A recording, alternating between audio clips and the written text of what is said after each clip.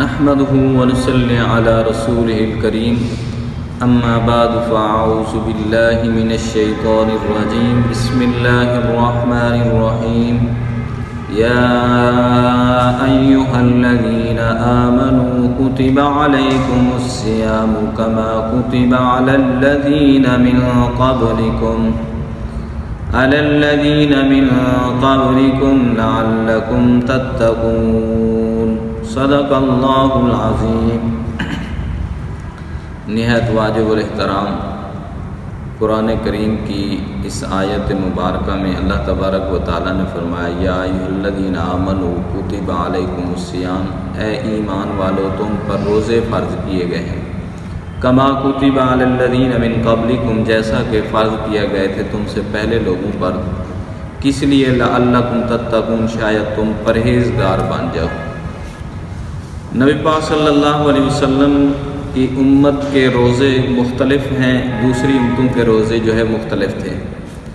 ان کا روزہ جو ہے شام کے وقت جو ہے شروع ہوتا اور دوسرے دن سورج غروب ہونے تک چلا جاتا، سحری وغیرہ نہیں ہوتی تھی، اور ان کو بولنا بھی منع تھا۔ جیسے قرآن کریم میں اللہ تبارک و تعالیٰ نے حضرت مریم علیہ السلام کا ذکر فرمایا، جب ان کے ہاں بچہ پیدا ہو گیا تو حضرت مریم نے کہا یا باری تعالیٰ میں اپنی قوم میں جاؤں گی تو وہ مجھے قوم کیا کہے گی؟ تو اللہ تعالیٰ نے فرمایا آپ نے کہنا ہے میرا روزہ ہے۔ تو ان کا روزہ ایسا ہوتا تھا کہ ان کو بولنا بھی منع ہوتا تھا، لیکن اللہ تعالیٰ نے اپنے محبوب صلی اللہ علیہ وسلم کی امت کے اوپر یہ فضل فرمایا ہے، ان کو بولنے کی بھی اجازت ہے، سب کچھ کرنے کی اجازت ہے، لیکن روزے اللہ تعالیٰ نے فرض کیے ہیں اور بڑی ہی آسانی فرمائی ہے نبی پاک صلی اللہ علیہ وسلم کی امت کے لیے۔ کس لیے روزے فرض فرمایا؟ لعلکم تتقون، شاید تم پرہیزگار بن جاؤ۔ پرہیزگاری کس کو کہتے ہیں؟ تقوی کس کو کہتے ہیں؟ کہ اللہ تبارک و تعالیٰ سے انسان ڈرے ہر وقت۔ اور تقوی سیدنا حضرت عمر فاروق رضی اللہ تعالیٰ عنہ کے بارے میں آتا ہے، انہوں نے پوچھا حضرت ابی بن کعب رضی اللہ تعالیٰ عنہ سے تقوی کسے کہتے ہیں؟ تو حضرت ابی بن کعب رضی اللہ تعالیٰ نے فرمایا خاردار جھاڑیاں ہوں، کانٹے دار راستہ ہو، اور جیسے اس راستے پر آپ اپنے کپڑوں کو اپنے جسم کو سمیٹ کے چلتے ہیں تو یہ تقوی ہے۔ تقوی اس کو کہتے ہیں کہ انسان زندگی ایسے گزارے کہ کسی لمحہ بھی اللہ اور اس کے رسول کی نافرمانی نہ ہو، ان کے حکموں کی خلاف ورزی نہ ہو، اس کو تقوی کہتے ہیں۔ میں ایک مثال دے کے بات کو ختم کرتا ہوں۔ حضرت امام ابو حنیفہ رحمہ اللہ 32 صحابہ کرام سے انہوں نے اسباق پڑھے تھے، تابعی تھے۔ حضرت انس بن مالک رضی اللہ تعالیٰ عنہ سے خصوصاً انہوں نے احادیث پاک کا سبق پڑھا۔ ان کے بارے میں آتا ہے ان کے تقوی کا یہ عالم تھا کہ کوفہ شہر میں ایک بکری جو ہے چوری ہو جاتی ہے، جب ان کے کانوں میں یہ آواز پڑتی ہے انہوں نے قصائیوں سے پوچھا بکری کی زیادہ سے زیادہ کتنی عمر ہو سکتی ہے؟ انہوں نے کہا بکری کی زیادہ سے زیادہ عمر 25 سال ہوتی ہے۔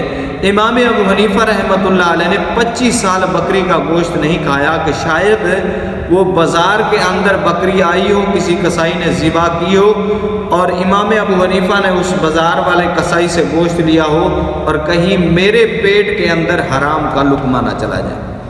پھر قصائیوں سے انہوں نے پوچھا کہ یہ جانور ذبح کرنے کے بعد آپ علیشے کہاں پھینکتے ہیں؟ انہوں نے کہا فلاں دریا میں پھینکتے ہیں۔ امام ابو حنیفہ رحمہ اللہ نے شکاریوں سے پوچھا مچھلی کی عمر کتنی ہو سکتی ہے؟ تو انہوں نے کہا مچھلی کی زیادہ سے زیادہ 7 سال عمر ہو سکتی ہے۔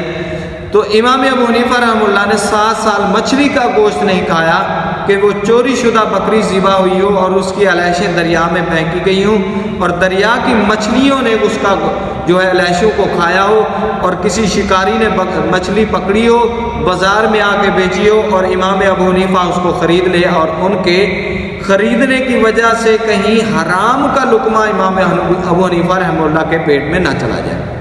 25 سال بکری کا گوشت نہیں کھایا، 7 سال مچھلی کا گوشت نہیں کھایا، یہ تقوی ہے۔ تو تقوی اس کو کہتے ہیں۔